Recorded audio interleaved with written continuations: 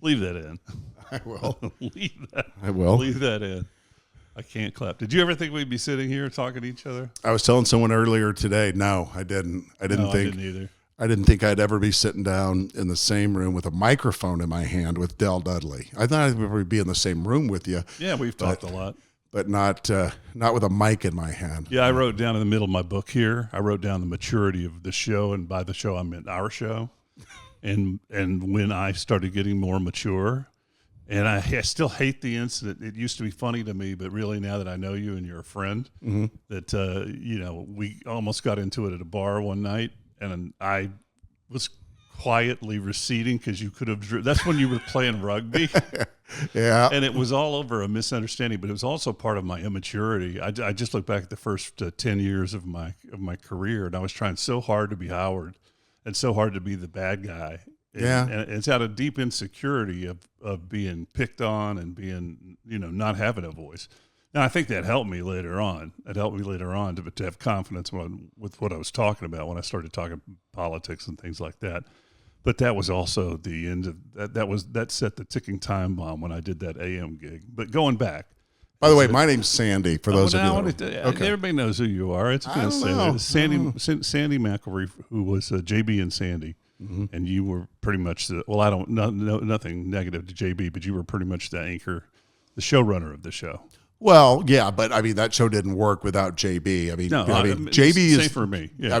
JB was the smart one of the two of us. JB might be. We had one of those. Might be the smartest radio guy around. Oh, really? I mean, seriously, he gets it, and he thinks completely different than you and I think. He sees things way down the road. Yeah. Both Bob and Matt were that way too. I would just fire off. That was my job. But what my point was, and I've apologized to you before, but when I look back now and think of why you got upset, we don't even need to get into all of that. And what you were doing was actual good stuff for the community. You were working, you were taking care of children who were dying of cancer. And I'm this guy would get up hungover, driving in and hear this soft, sweet music playing underneath you, which works for your audience. Yeah. That's the one thing that it used to frustrate us to no end. We would hit the top 3, 25 to 54 men back then is what we announced persons, are king. Mm-hmm. But whatever, we would hit that demo and we would say we're number 1, number 2, and number 3 because that's the key demo. But then the paper would put out the 18 plus, and it would be you guys. It was just so damn frustrating all the time. But one last time is I really apologize for starting a radio. Look, don't worry about it. It's stuff. Everyone in their life, if you look back on your life and you can say that you didn't make some mistakes, you're lying. Right. You're lying. And the people that aren't willing to admit their mistakes, apologize, and move on, then you're in a terrible spot. And the people that don't accept the apologies and let people move on and bury the dead and move on, right? That's what you do. You just bury the dead, you move on. You keep moving. It was a battle back then. Yeah, it was. I mean, it was more of a, those 4 hours. Yeah. You went in for a war. Look, here's the thing. And is this a podcast about radio? No. Okay. I've done enough of that. And by the way, I want to mention this real quickly. The reason this will never look this good again and never sound this good again because we're using all of Sandy's equipment and we'll talk about what he does here. We're in the Realty Austin nice studios they have here. We came up in a business, and then we'll move on to something else. We came up in a business where it was war. Okay, it was a fight. Yeah. We were all trying to be successful. Yeah, we wanted to be successful, and if that's what it took to focus your anger or your show because you wanted to beat somebody, then that's what it took. Yeah. But now it's a completely different business, and everyone's got to get along now. Yeah, and the morning guys had better be on the same team, right? Because the owners now know they don't pay morning shows like they paid us. No, they don't. I mean, they pay one guy what they would pay 200. I have learned that being partially unemployed this past year. I've had a crazy run of clients though that I want to hit on, talk about here in a little bit. Now, am I remembering someone else? Did one of you intern on Kid Craddock's show?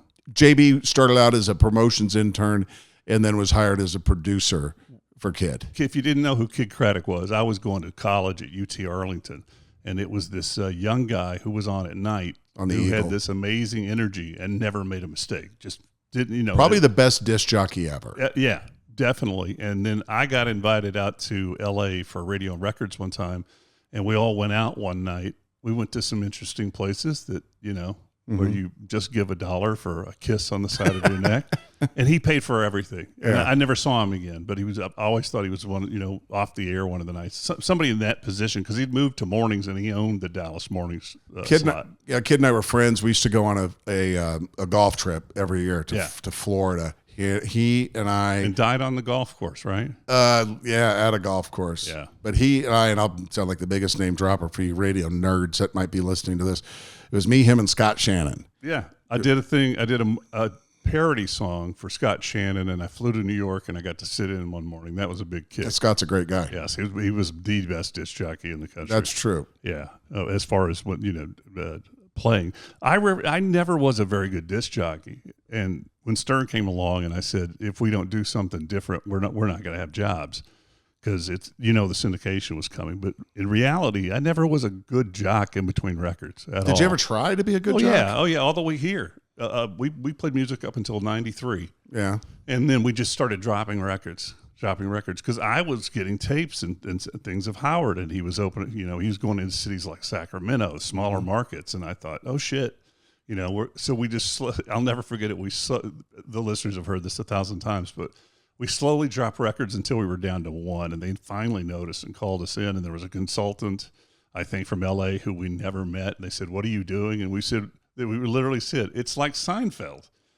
The show's about nothing. We're just going to talk about stuff. And I'll never forget my general manager at some point. I forget which one it was. And we got into it with him, and he goes, "You're not Steinfeld."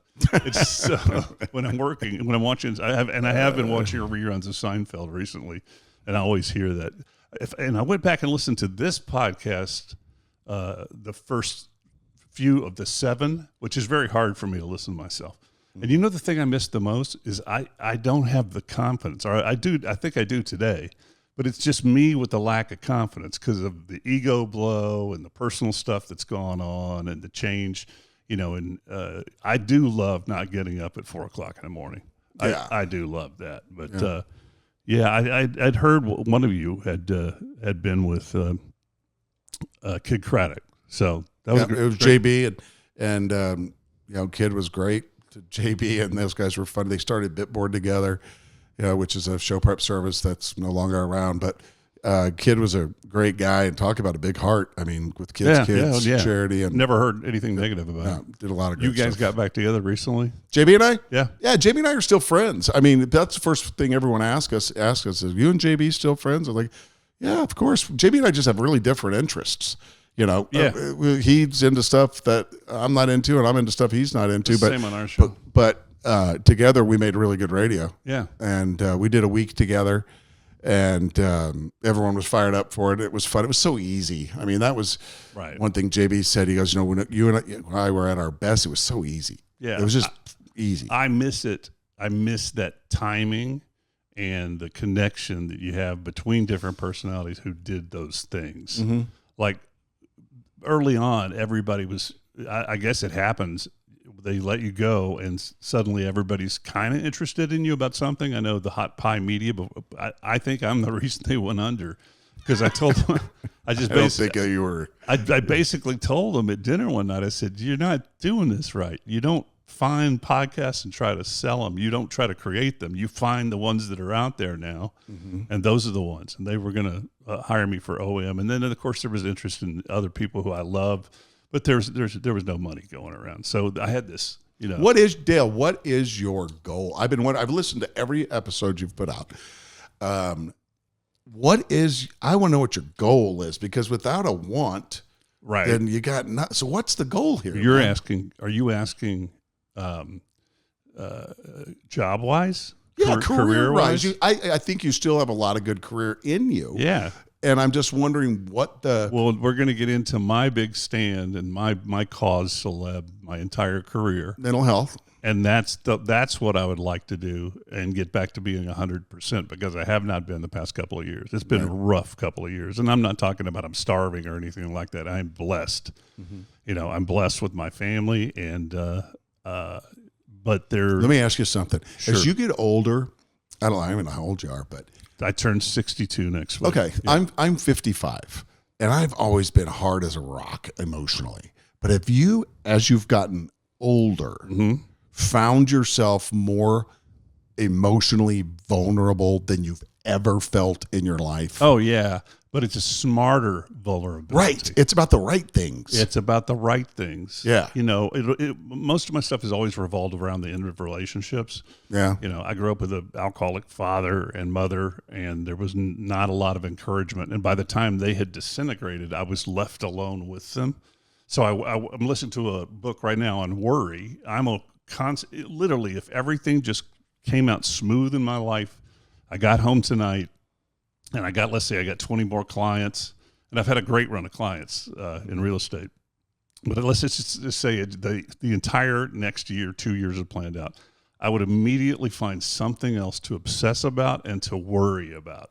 Yeah. And it's no way to live worrying all the time. It's really not. But the reason I'm so honest about it is because, dude, when I left on the January 4th of 21, and the messages started coming in on Facebook, it wasn't, hey, I'll never listen to the show again, or hey, some were like, it's about time, congratulations on your retirement. No, it was about, hey, I went through this period in the 90s. I was going through a divorce. I had this happen and this happen, and they were all sort of similar times in people's lives. They said, you really got me through it. To be able to drive in and laugh and to hear somebody who understood what I was going through when no one else in my circle did, that's just so gratifying for me. So it's nothing I'm never, ever going to hide. Now, I think it may have been part of why I departed. I mean, into that fall. Here we are talking about it again, but you don't know the story. So I think... I know what you've told on the podcast, on this podcast. Yeah. I've listened. Right. I've listened to all of it, but, just radio business aside, egos are very fragile things. And and everyone has them, and how you see, when something went wrong, if say a girl broke up with me or something didn't go my way, you know what I was? I was F you. Mm-hmm. I'm moving on. And I forgot about it. You had good parents? Yeah, great parents. Yeah. I mean, two of the...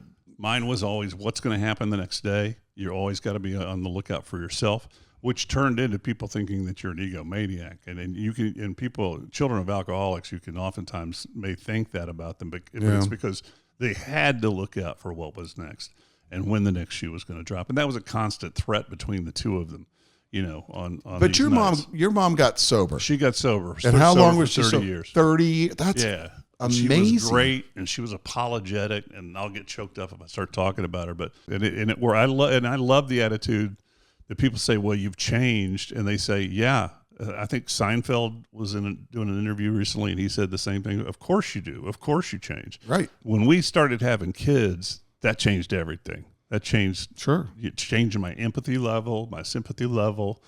I still hate myself, but that's something I'm working on. I'm 62 next week. I'm almost there. Yeah, but I wanted to. So this TV personality, they told me that it was a real adjustment. Same thing. Contracts not renewed. Here it is. People, media, broadcast media, and print media don't have the money to go up against digital anymore with huge salaries in morning shows and afternoon shows. They just don't, and it's been the nature of the beast a long time. And I went in a few months before, and I go, look, I know I'm top heavy, that I'm going to be the first one as soon as that contract's up that they're going to look at. And we were talking about staying, but then kind of everything kind of blew up like it did. But did you have that period of adjustment? Man, my deal because no offense, forgive me for interrupting you. I remember listening to you guys because it sounded like JB got pulled out from underneath you, and you were very emotional one morning. Yeah, JB's contract didn't get renewed, and I at the time didn't know what was going on with me. Right. And I quickly found out, and they made me an offer, and I just decided I was so burnt out. Right. By then, I was so burnt out on radio and just the grind of it, and I was drinking so much, and it was just I needed to punch out, and that 6-month non-compete really looked good. I just took it. I thought of it as like a sabbatical, right? And then we had the other deal waiting for us, which was great. And so no, I kind of had that thing happening, and then it got to a point with that other radio station that I was just like, I really don't want to be a part of this anymore. Mm-hmm. I can kind of see where this is going, and I never. To answer your question, I never lost my confidence. I've never, ever lost my confidence in my abilities on the radio. My confidence as a human being have struggled as what kind of person I am. Right. But my abilities on the radio, never lost. I still don't. Me either. But, I talked myself out of the job. I really did. Before anything major had happened, summer's always people have seasonal affective disorder, sure, which I think a lot of us are over diagnosed. I think some of the diagnoses are like, oh, okay, all right, but I tend to have a worse time during the summer. And I remember it was the summer of 21, and I said on the air, I said, I think I'm done. I just think I'm done, because people were getting yanked from our show to create another show and moved around. It was for the first time in my career I was being called in saying, don't talk about that anymore. Or why do you, and the topper was, I was asked, why do you talk about mental health? You're one of the luckiest guys in the world. And just a thing went off in my brain. I said, You need to start getting ready for it. But the adjustment, not because, I ran into a guy yesterday, and if you're listening, we were at the Chinese food restaurant, and I was in a really bad place in my head because of some stuff going on with real estate, actually. And I got up to leave, and he said, "Are you Dale Dudley?" And I went, "I used to be." And I walked out. No. We shook hands. We did this awkward thing where I want to fist bump because you always get a cold when you're in a crowd, and you're. So I had kind of sold the fist. I was trying to sell the fist bump before COVID. Because we would do those live. I was trying to sell the bow, like Japanese. That's better, right? Yeah, we would do those live podcasts, and without fail, every time we did one, you came back with a cold or some sort of gunk in your head. So if you're listening, dude, I'm sorry I had to stay very long and talk. I just was like, because the food wasn't that great, and I was just like, what am I doing eating it? Because I diet. What am I doing eating in the middle of the day? But I forgot where I was on that. But I'd gotten, the burnout is real. And I'll tell you, here's where it comes from, I think. It comes from when you're the morning guy, you're the anchor. When I got here, it was an AOR station, and there was mornings weren't important. They were playing their own music, It was really cool. Ed Mayberry's still a great friend of mine, but they were seeing the competition. We need to have a morning show in there. I came in $20,000 a year. That's what I got. They offered me 18, and I called them up and said, "Look, can you do a little bit more?" And they said, "We'll do 20, and we'll pay for your U-Haul." That's what got me here, March of 1987. But for me, it was having so much fun on the air. And the biggest compliment ever would be Matt would walk out and go, "God damn, this show is good." And we would all go out together and not linger in the lobby. Sometimes they would go to lunch and we would do all that. But you never hear any feedback anymore. You never got feedback from a PD who knew that his job relied on the ensemble's job. And it was just kind of, because there'd been so many financial crises, and the salespeople were stressed, and they didn't care what you had done that morning. There was no real live time feedback, unless you got on Twitter, and then you'd have to hear the shit too. So, but no, I'm really I'm starting to get into the groove of the real estate thing a little bit, and people have been great. I'm glad to hear the real estate's going good.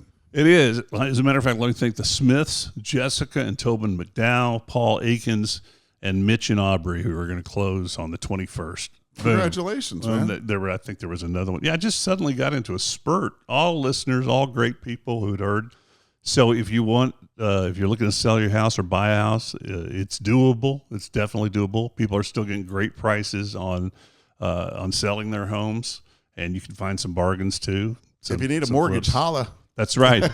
So I'll talk to you first, and then I'll give you Sandy's number to get your proof of funds so that we can get it going. Seriously, I've never given my email address out. I do have DaleDudley.com, but it's DaleDudley at realtyaustin.com. Give me a call. And it's been a big learning curve. There's a lot more.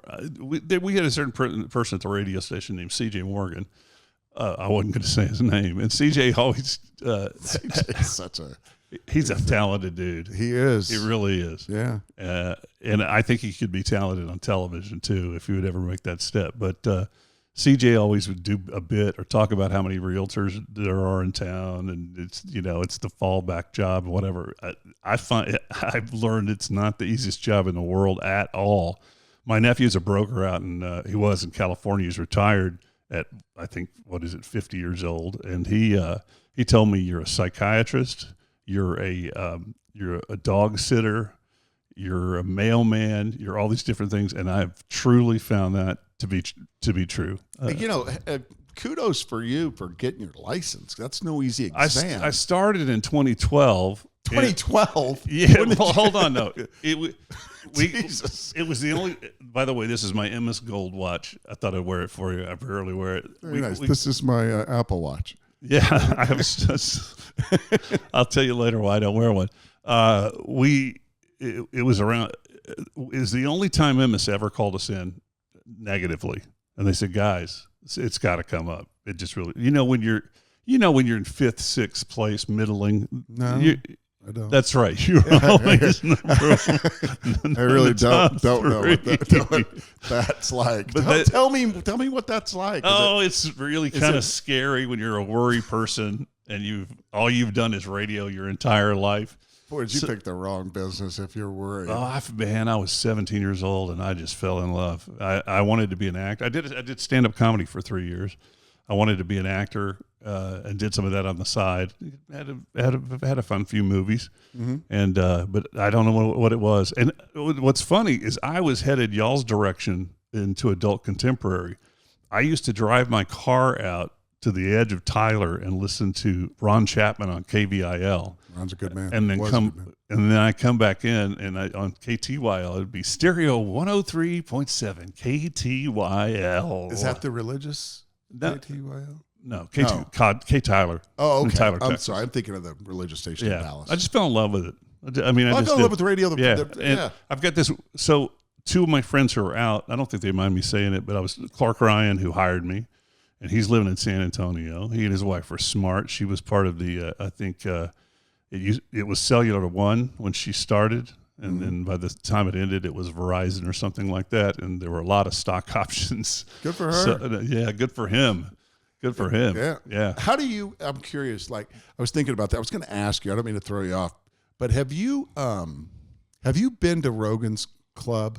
It's called the Mothership, right? Dude, I haven't even been to the new Cap City. Oh, you haven't? No, I haven't either. My plan was to have comics on. If they couldn't do the morning shows and they came in late or they were a one-nighter, I would go where they are and do a podcast with them. But I have not heard back from the people that run the place. And call them again. And it's a new man. It's the same management, but it's a whole new company. It's not Marge, or was it Marge? No, Margie left. She went to Dallas. Okay. It's Air something or another. It's got a great reputation for comedy clubs though. But I hear it's beautiful. I hear it is. We're talking about the new Cap City. New Cap City. But you've not been to Rogan's. No. I haven't either, and no. I want to check out. I saw Chappelle when he was here. It's really, you've seen this. It's really funny when you know someone on their way up, and then they hit really big, and you don't hear from them again, and it makes sense, Like I think one of the last bookings I did personally was Bill Burr, who would literally tear me apart when he got in the air. Dudley, what are you sad about now, Dudley? Hey, you know the sandwich you ordered when you got Bill Burr. Oh, I mean, I love it. But all those numbers are in my phone. But I'm not going to pick up the phone and try to call Rogan and say, "Hey, will you come do my little podcast?" No, I know. But let me ask you this. I've thought about this before. If Joe Rogan walked in this room right now, What would you say? What the fuck happened to you, dude? Seriously, what is going on with your brain? I don't understand okay. you. Oh no, did you think I just said that to you? No. I was. That's me talking to Rogan. Right. I haven't listened. I don't. First of all, I think that probably a 25-minute to 30-minute podcast is a good podcast. You know, I feel more comfortable getting more in an hour. So I can't listen to 3 hours of a podcast unless I was traveling across the country, which I don't do very often. Yeah. But I just tuned in to some stuff the other day that people were talking about because I couldn't figure out why so many people were angry with Joe. He's such a nice guy, and he's always would always come to our show. So you know Joe. I mean, I've never met show business. No. Okay, there's a big difference. There's a difference. You have show business friends. Right. One of my show business friends who has remained show business friend and is a friend off the air is Kevin Nealon. That's pretty much my only, big friend in show business. But you are, for example, I'm great friends with Leanne Morgan. She's taken off now, and Amanda bought tickets and I said, I'll call her. And then I thought, no, you're not going to call her. I'm not going to. She's at that level now where you don't call up and ask for tickets. The only person that wasn't like that, believe it or not, was talking about Joe Rogan, was Carlos Mencia. He always came back, did the show, said, hey, I want you to introduce me at the Irwin Center tonight. And we go, sure, we'd love to. We walk off stage, they hand us each $1,000 check. Damn. For saying, ladies and gentlemen, Carlos Mencia. Hey, do that every night.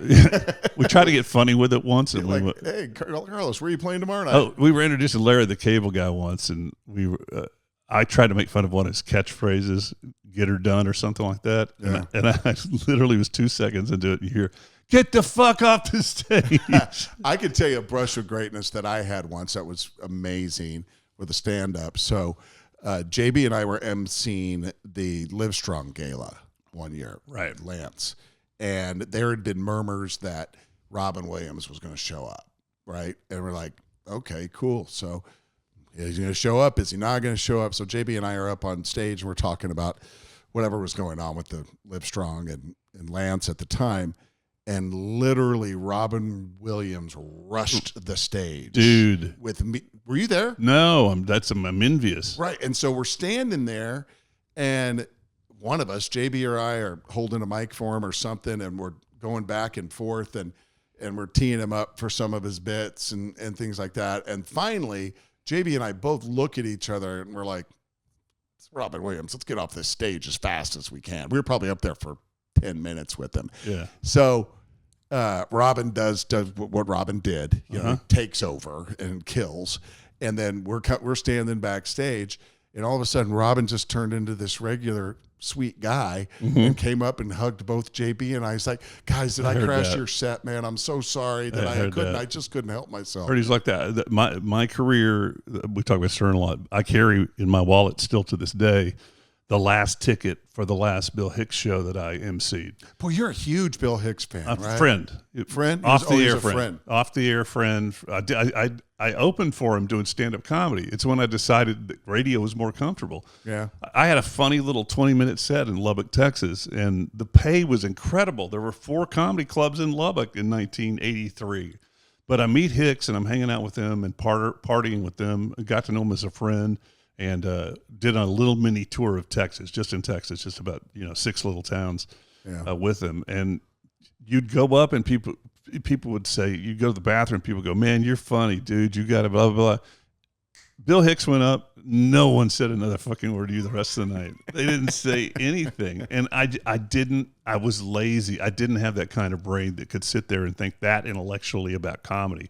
Yeah. I leaned more towards a part of Robin Williams, a part of Emo Phillips.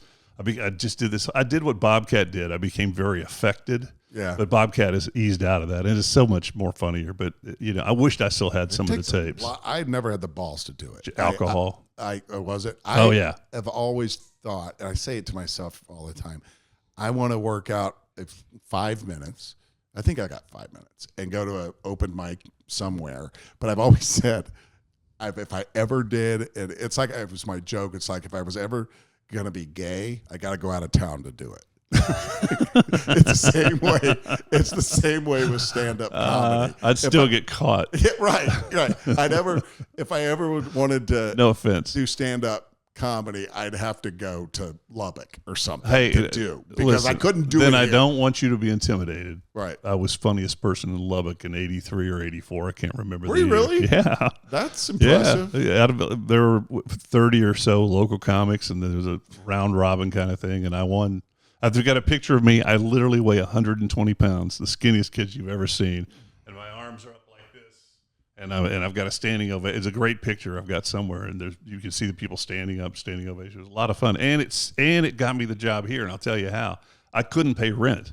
I was doing part-time radio gigs, for this rock station, and and another station. I'd literally go from a rock station and get off at midnight, drive down the street, and do midnight to 6 on a country station. Oh, wow. And it just wasn't cutting it, and it was $1,000 prize. I'll never forget the guy, Carlo Campanelli. He was a guy that you would do stand-up one night, and you're supposed to make $300. He goes, "Can't pay you $300. Go get some drinks." He was that kind of guy, but he followed through on the $1,000, and I'll never, that tied me over. I mean, we're talking rent's $110. Right. That tied me over for the next few months until I got a full-time job at that radio station. Started doing the breakfast flakes, which when I left, they came here. It was Johnny Walker and Wes Nessman, who's still at FMX, doing a great. You guys should be in the Hall of Fame. Didn't get nominated again. I've this year. nominated you. I know. You did, and I have nominated. I nominate y'all every year that I remember to put the vote in. Did you do it this year? Because it just came out. No, I didn't. I didn't get it in Will you this do year. it? Let me tell you why. I will. Here, I have never, and I think you're the same way. Was never the type of radio person that went on the air and begged for votes for Best of Chronicle or anything. Right. I never did that. Right. Your name's not Deb. We won it a few times. She'll kill me for that. But we never. But I would ask you to do that for JB and I. You want to know why? Yeah. So my daughter can see it. Sure. That's the reason. Sure. I mean, I'm going to let you down a little bit. The celebration is usually at a barbecue restaurant in Kilgore. That's fine. But you know what? If you would honor me, I would love to induct you guys. You got it. That would be a blast. Yeah. If you'll do the nomination for us, then I don't know. Maybe and you my ego's listeners so can big, but I feel like we belong. Absolutely, you belong. Johnny Walker belongs. He just passed away. I could make an argument for Peggy Simmons, who now is in a nursing home with early onset Alzheimer's. Oh man, yeah, I know. It just kills. We had such a vibrant cast in the '90s, and it was true. There's never been a good movie about radio. Never. Never. WKRP was funny. None of it's ever accurate. For example, one of the best known movies, FM, no static at all. Mm-hmm. The big underdog radio station there's a Linda Ronstadt concert that night, and they're going to go cut the cord and plug it into their station and broadcast it instead of the big station. It would never happen in a bazillion years. There's no plug to plug into one thing and another. Do you remember the 80s, the movie Used Cars? Yeah. Remember when they jammed the football game for the TV commercials? It was Liddy and Squiggy. Oh yeah, they were the guys that jammed. But we lived. I mean, that '90s period from when we stopped talking '93 up until the 2000s was living a rock and roll movie. It was a blast. It really was. And you loved everybody at the station except for one part timer. There was one part timer. No one loved us. Here we are talking about radio. I had something, and you interrupted me, and now I'll never remember it. I can say, let's go back to the stand-ups. Who's on your Mount Rushmore? Oh, I forgot to tell you my big other stand-up inclusion. He was a week away from hitting it big, a week away, and I'm in the audience watching Kevin Hart, and he calls me up on stage. Really? He starts talking to me, and it's a mostly black audience, and I was so politically incorrect and awkward with alcohol in me. I'll never forget it. But he was a super nice guy. What was your question? Your Mount Rushmore of stand-up comedians. Oh, Jesus. It has to be Robin Williams, because that inspired me to go do stand-up comedy and just act insane. Robin Williams. Steve Martin, because you're different in high school, and I was very unpopular, and then my senior year I became popular. I just decided I'm going to just be a goofball, and I became class clown.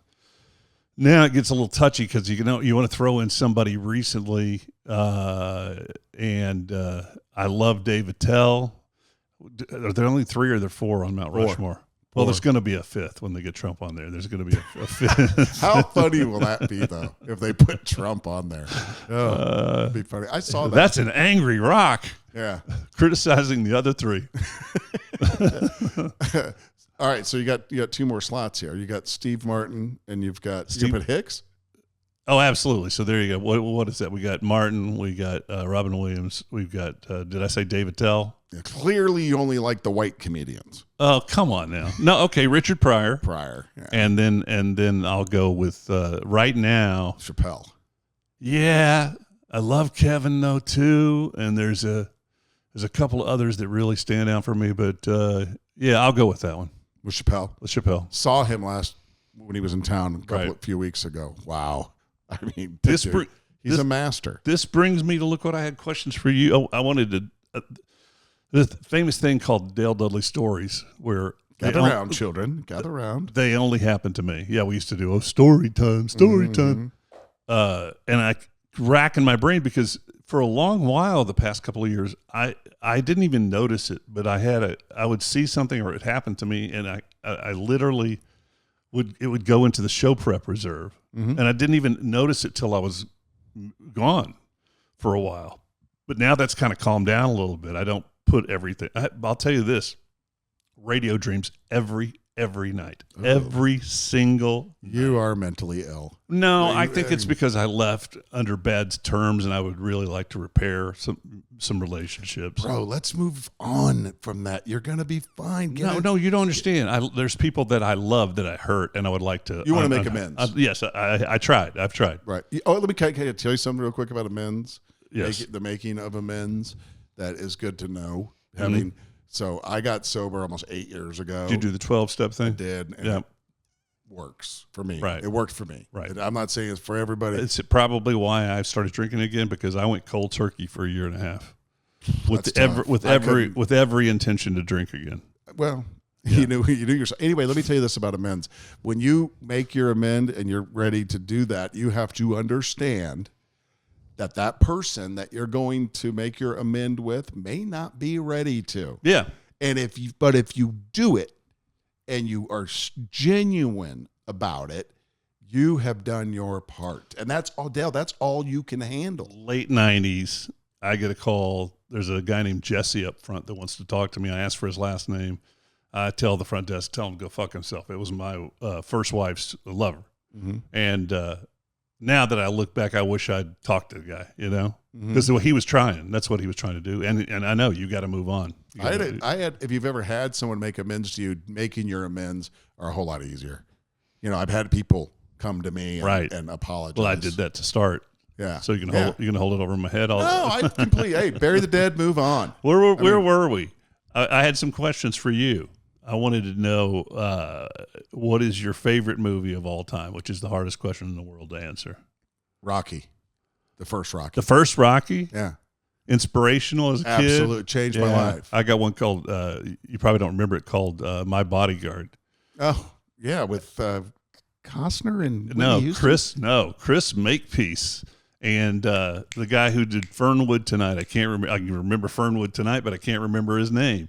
And that little older actress that was so funny. It's about a kid who hires a bodyguard. Oh, yeah. I'm doing an interview with Randy Grimes, who played 10 years on the bad Tampa Bay Buccaneers. He was in high school with me. I had a bully. I was a senior, and the bully was a sophomore.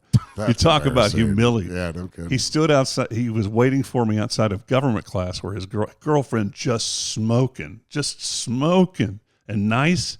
And this dude had a droopy eye and something had hit him in the side of the head or something. I won't speak any more of him because I heard he passed away. Doesn't most of the kids in that part of Texas look like that? Yeah, we all do. We all kind of do. And fucked up teeth. I walked out. Yeah, by the way, I want to say thank you to About Smiles. I still owe them $500. Watch this.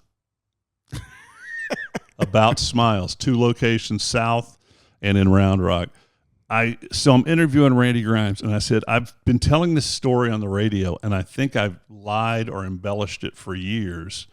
There's a guy who went on to be all pro in the NFL. He's got a book out about his addiction problems. Anyway, Randy Grimes, I forget what it's called. And I said, I had this fantasy that I went to you and asked for help. He said, you did. You did. And I went and told him to leave you alone or I'd kick his ass. I said, I remember, I thought it was almost too real to be true that movie actually had happened. Thing with bullies is that the only way you handle a bully is you punch them in the mouth and take your chances. I lived it. Were you ever 6'3" and weighed 123 pounds? No. No, but I would have taken my chance. But you got to be willing to take a whipping. I took some whippings. Yeah. And the punch would be like this. You can't throw a punch, Dale. I could throw a punch now probably, but my hands would be shaking with whatever's making me quiver right now. Favorite band of all time? My favorite band of all time. God, that's a great question. But because they changed Can't pick the Beatles. No, it's not the Beatles. Nirvana. Really? Yeah, man, dude, when I heard Nirvana for the very first time, I was like, what is that? See, you don't understand. When I got here, I wasn't into rock and roll at all because in Tyler, they wouldn't allow any rock stations. The owners all got together, no rock and roll. So it was all adult contemporary. Wow. I can name a song from the 70s in the first note if it's from the AC charts. Really? I can name them usually within a note or two. If I hear the original record, Afternoon Delight, and a little bit into the 80s. But I played working at FMX in Lubbock. They were heavy metal at night, and I remember one night playing Ronnie James Dio. I think it was Ronnie James Dio or his band. Iron Maiden, Number of the Beast. Oh, yeah. With the scary album cover. And I got scared. It was the middle of the night, and I thought Satan was going to come in. He was. Small town. You were inviting him. Yeah. You were I'm inviting going, him. what is this? And I kind of talked like that, That's too. Some scary stuff. If you ever hear tape, I've got tape of me as a kid, and I was very effeminate. Like, really? Hello, yes, okay. Let me ask you this. You worked in rock and roll for a long time, but are there levels of rock bands? Like there's some I'll give you an example. I was kind of a Metallica, not a Metallica fan. The guys from freaking Dallas were just Dimebag Darrell and Pantera. So I kind of liked them, right? I would never go to that show. I'd scared to death to go to that show. Wouldn't you be scared to death to go to a Pantera show? No, my ego would probably be mad that I didn't get backstage. That's probably what I would be bitching about. But would you? I think you know what I mean. That's a scary. To me, that's a scary the back show. room. Did you ever do the back room? Yeah, I did. We went to the back room to MC some shows. We waited one night till 1 o'clock in the morning, and we got to be in there at 6. Bob and I, and we're waiting there, and we're going to introduce Crowded House, not a heavy metal band. Yeah. And we were about to go on, and that was another time we heard the guys in Crowded House, who I loved. They used to be the Split Ends. I loved them in college. Mm-hmm. And to hear them go, get off the bloody fucking stage. It's just like, God dang. Here's something people don't know about introducing bands that always sucks. It sucks. Yeah. Because and we had a PD, Jeff Carroll, who wanted you to introduce every band, no matter what club it was. Right. Because what happens is you're hoping that you say, and here's the band, and they'll start playing. Right. And they don't. No. You get another 20-minute wait. Yeah. And you just feel like an ass. And my favorite band is Nirvana. I don't think I have one favorite. It's impossible. I just remember the first time I heard Nirvana, I was like, boy, dude, all you glam bands are screwed. I've gone back and listened to things I didn't like because my dad played them. Oh, yeah. Like the brilliance of Glenn fucking Campbell was incredible. Oh, Sorry my God. to cuss. Wichita lineman? Yeah, but he didn't write that one, but the stuff he did right before he passed away. Hey, people don't realize what a great guitar player. He was part of the Wrecking Crew. Yep. Like every record you heard in the 60s and 70s was not the band. Right. It was a band with a female bass player and a very famous. Look at me now. It's a great documentary about the Wrecking Crew. Awesome. Yeah, all of your favorite hits. Favorite band of all time. See, it's tough for me because it was Billy Joel for a long time. Oh, what's wrong with that? Well, just because things start to wear on you after a while. I have no desire to sit. I stole a line from Billy Billy Joel that I use on my daughter every single day. Anytime that my daughter, who's now 14, when she is may be right. I may be crazy. No, it's the last thing he says at every concert. When Don't take shit from anyone. She gets out of my car and she going into school or wherever she's going. I tell her, I say, Fuzz, don't take any shit from anybody. Now, could she throw a punch? Dude, she'll whip your ass. Oh, I'm sure she would. It's not. She is a. I've never argued about anyone being able to kick my ass. She throws the shot put, and she is a very strong, capable young lady. I had a topic here I want to do sometime. Let's do it. No, it's a radio topic that everyone should steal. I'm going to call Chewy and give him this. That kid's funny. The kid's not only funny, the guy's a hard worker and he's talented. And I was thinking about stealing him from over to my show. Oh, dude, he's a great friend, and he's still a great friend. Boy, he's funny. He's the funniest guy on that show. He is. Yeah. Well, wait a minute. I was saying he is right as you said that. So I don't want to say he is that was the thing. That was it. That was the question I was going to ask you. So my friend Clark, my friend Ed Mayberry, and I've talked to a couple of other people, they get not bitter. It's just when the business turns its back on them, it's their time to go, which is what all show business is, all of it. Mm-hmm. They don't want to listen to radio anymore. And I find myself not. I'll listen to Bob Cole once in a while, but I don't really tune into the radio. Oh, man, I'm a radio junkie. You're still on, though. Yeah. You're on tomorrow morning. I like listening to radio. I mean, I like talk. I mean, I still like some of the big talk shows out of New York. I still like sports talk.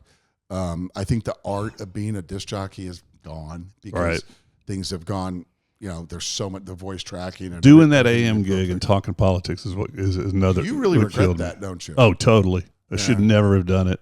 Yeah. And the other thing I did was buy a Porsche. That is the curse of a radio guy. He bought a Porsche because I had 2 salaries coming in for a little while. But no, that was brutal. The people that worked there were not friendly, except for Mark Caesar. The program director's a sweetheart. Always has. Isn't that where it's the weirdest thing? Ed he's is too, Clemens? He's this guy. He's like, hey Dale, what's going on with you, guy? What's going on? Hey, you got It came back on. I don't messed know. up light, Yeah. and the dude listens to heavy metal. Oh, really? Yeah. He was Clark Ryan's roommate when I moved here. But Clark and Ed both have said that it's just, and Ed has sworn he'd never do anything. But I said, let's do a Dale, Clark, and Ed reunion, and we're going to do it. I'm going to go to San Antonio. He said, I think I'd do that. I think I'd enjoy that. That was the original show, Dale, Clark, and Ed. And then Ed Clements came in, and it was Dale, Clark, and Ed squared. That's another human being that's the nicest. He calls me once a month at least and says, you don't need to call me back. Just wanted to say hello. How Amanda and the kids? How y'all doing? Everything all right? Everything going good? Just the nicest guy in the business. Yeah, completely in the business. Dude. Okay, who's your hero? Roger Staubach, without a doubt. Well, my dad's my hero, but that doesn't count. But I'm going to send you an article I did in Austin Monthly, not one of my 7 award-winning ones. That's another job I'd like to start up again. I haven't written anything since I resigned from there. Dude, you got to write. You got to do these things. It's your brain and your creativity is a muscle. If you don't use it, you're going to lose it. And then guess what? You don't finish the battle pass that you bought on Call of Duty, and you don't end up getting the guns. You don't really want to be a writer. I do want to be a writer, but it's tedious. It's like tedious. Stephen King said, a true writer. And you got to set yourself aside. He listens to heavy metal when he's writing. I know.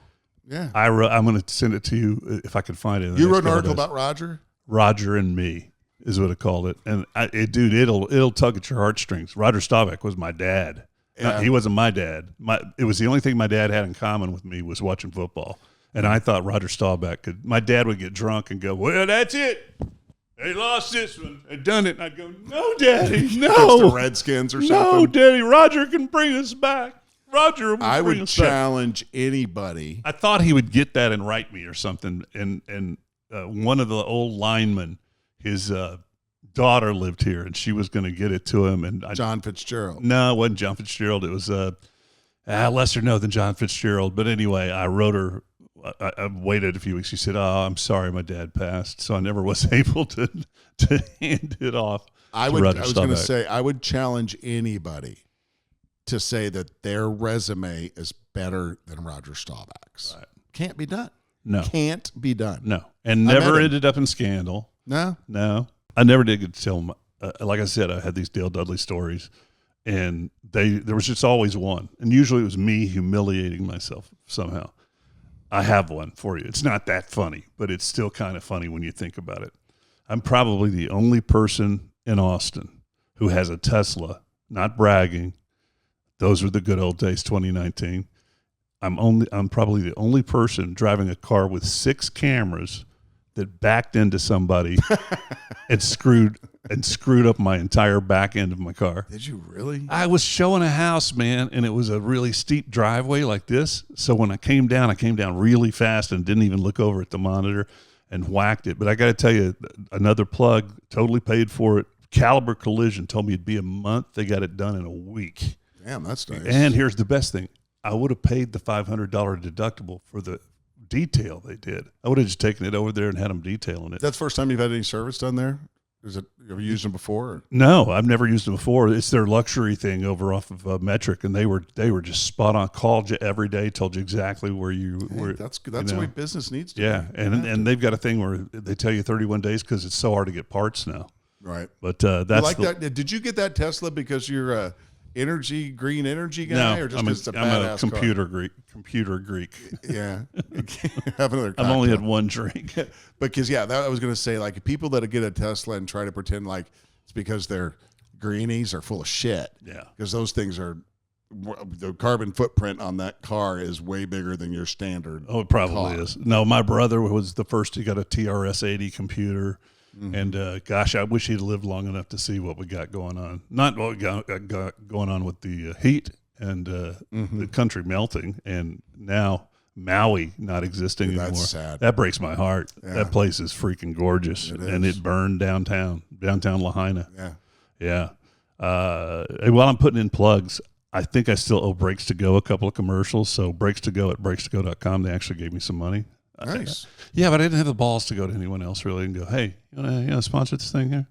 Hey, how about it? And Dr. Koenig at Koenig Orthopedics, who's giving me a Randy, super nice guy. Good dude. My old neighbor who's giving me a little bit of a discount on my daughter's stuff that's going on. What did I write right here? Still getting are you still getting recognized when you go out? Oh, yeah. Yeah, I do too. I mean, we're both unique looking people. You're very, what are you, 6? That's the nicest way to say ugly that I've ever heard anyone. How tall are you? 6'5"? 6'5". 6'5". So you're recognizable. I'm down 30 pounds though. Congratulations. Yeah, thank you. I'm a bald-headed guy, broad-shouldered. I'm pretty recognizable. So yeah, I would say probably 4 or 5 times a week. Yeah. Yeah. Still like that. Which is fine. I just don't answer questions. Just go, yeah, I used to be. Shit, I'll sit and talk with someone forever. No, I will too, usually. It's just, it was not a good meal the other day, and I was a little pissed off at somebody else. People are watching you, Dale. Yeah. All right, what else? The bit I want to do on the radio is the one riff guitar. Every dude plays one riff. Smoke on the water. Why didn't I ever do that one? Open up the phones. We did it. Did you do it? Oh, yeah. Oh, God, that's a great bit. I thought I came up with that. Nah, they've all been done. But we had guys, their wives would nominate their husbands and then get them to play it. It was always Smoke on the Water. Dun, dun, dun. Yeah, that Smoke on the Water with the bass strings, and then Freebird. I do, my best riff is Bom, ba, da, bom, bom, bom, bom. Wish You Were Here by Pink Floyd. Yeah. And then when it gets to the part, you can sing a little bit of it, and then you have to go into the solo, and you're lost. I can't play any musical instrument. I have 5 freaking guitars and can't play one of them. My wife bought me one for some reason. I told her it's a couple of years ago, 2 Christmases ago, and I was looking at it. We were buying my son one. And he tries, God bless him, he tries on those Stratocasters. And then she buys me this beautiful acoustic guitar that I was just playing around with. I'm going to have a house sale someday. That's what I'm going to do next. Oh, by the way, I'm renting out my swimming pool. What? Yeah. I didn't want to say anything to anybody or put it online or anything like that because it is my house, right? But there's a company called Swimply, and they're doing Airbnb for swimming pools. People come over and rent your pool for 2, 3, 4 hours.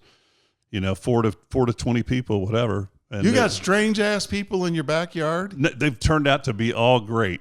Really? Yeah. You're out there partying with them? And no, I'm looking out the window going, no. You're dirty. Is what you are. Yeah, I won't deny it. Listen, man, I think we're there. All right. I had a good time. It was fun. Did we make an hour? So what if we didn't? It's a podcast. I don't know. I just kind of like to know. Yeah, close. close to an hour. Close to an we hour. can stretch this thing out if you want to. Let's do another one, man. Sure. Let's do another one. We won't have to talk about any of the radio shit anymore. And people, if you think that it's just like, can't let it go. JB, he is a radio guy. Sandy's a radio guy, and I'm a guy. We have a history, and we've never had a chance to sit down since he left 94, 94.7, and since I left 93.7. So it's something that we I thought it was fun. I had a blast. I did too. And thank you for doing all this.